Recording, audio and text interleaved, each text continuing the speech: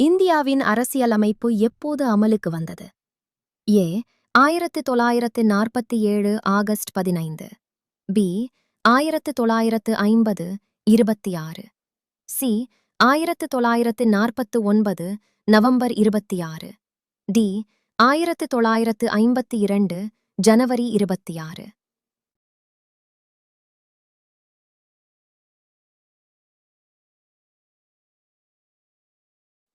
பதில் இ 1950 ஜனவரி 26. தமிழ்நாட்டின் தலைநகர் எது? ஏ Madurai, B Coimbatore, C Chennai, D Trichy.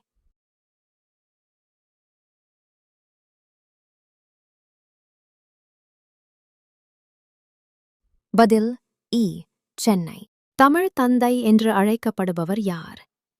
ஏ சுப்பிரமணிய பாரதி, பி பெரியார், இ வெ ராமசாமி, சி உ வெ சாமிநாதையர், டி திருவள்ளுவர்.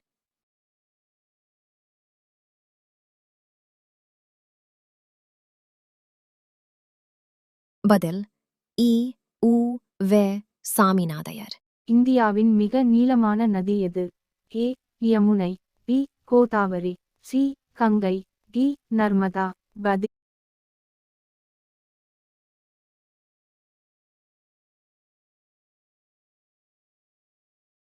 பதில் சி கங்கை.